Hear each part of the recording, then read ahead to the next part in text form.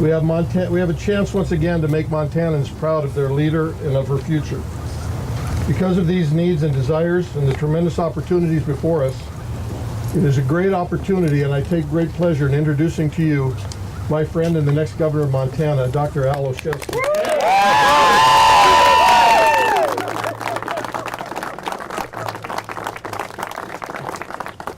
You know, I love this state, and I love the people of this state. And, you know, as a doctor and a surgeon, what I appreciate is that if you're going to love this state and enjoy it to its fullness, you have to have your health. And whether you live in Kalispell or you're from Rocky Boy Reservation, you know, every Montanan deserves quality health care, affordable health care, and the opportunity to have affordable health care insurance. You know, that is what caused me to step out of the comfort of my operating room. You know, as an advocate for health care, so that Montanans can have what's a common good, should be a common good for our state. You know, I advocated at this Capitol for many years.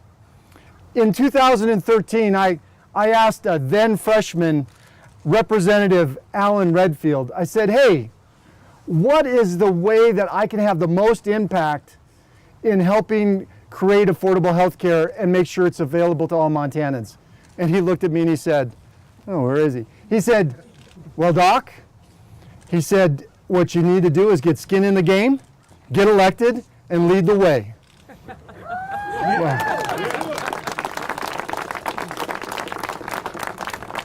you know, now as one session in the House and almost finishing my second session in the Senate, we collectively have been able to have an influence and an impact on healthcare. The problem is that it's still falling short. We can do better, and we should do better.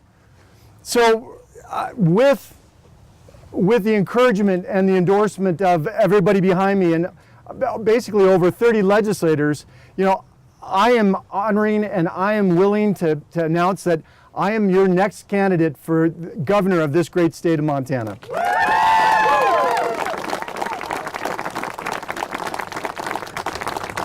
I love these guys, I'll tell you.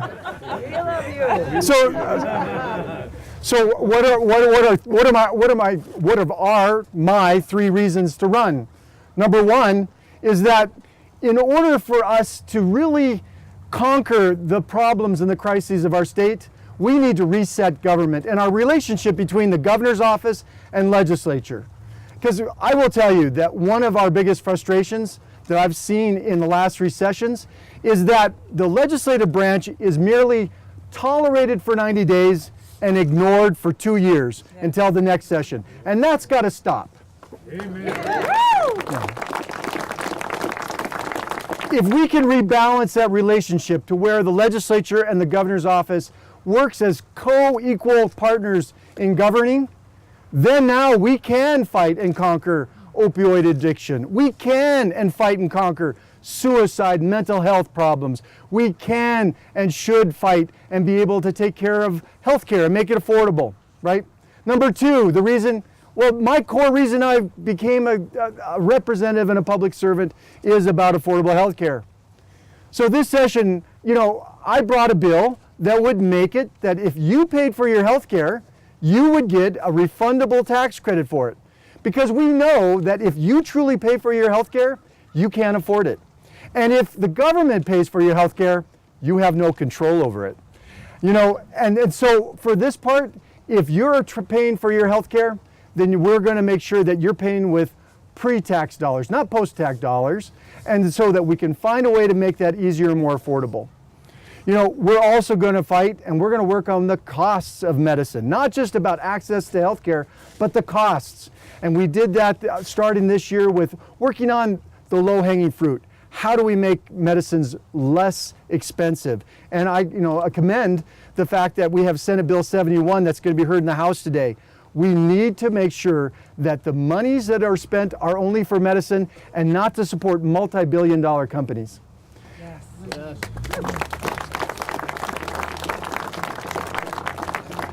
And you know, and that also goes for those organizations in our state that have high costs. Because what we have done so far with healthcare in my last 3 sessions here, along with my compatriots, is that healthcare is profitable for some, free for others, and it's very, very burdensome for most. And that's got to stop, and we're going to fix that. As your governor, we will work on that. And the third reason to run. Remember I said that, you know, living in Montana it takes a special type of person. We're here at the expense of what we can make economically, maybe the way we could live, especially when it's 30 below. But we do that because of the scenic beauty and the rugged splendor of Montana.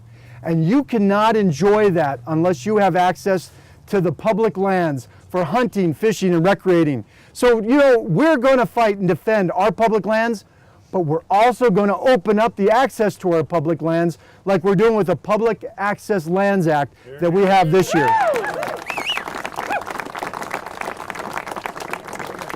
The truth is we're not getting any younger in the state of Montana. So if you want to enjoy this state, you know what? If you want a backpack with 50 pounds on your back with freeze-dried food, we have a place for you. If you want to go snowmobiling, we're going to have a place for you. And if you need to use a 4x4 or a side-by-side to get to that lake that your grandparents took you fishing, well, we're going to tear down those gates. We're going to let you come on through, and you take your grandkids fishing where your grandfather took you. That's what we're going to do.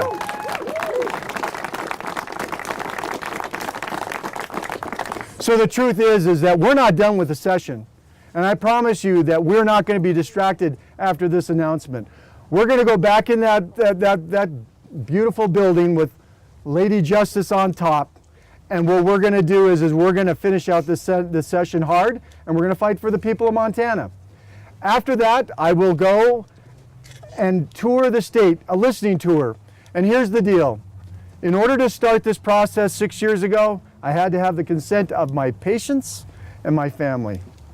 To start this process, I had to have the consent and endorsement of everybody behind me. And in order to be your next governor, I will need and will require the consent of the people of Montana, and we will do just that. So thank you very much for coming. It's a beautiful day, and spring is right here. Thank you.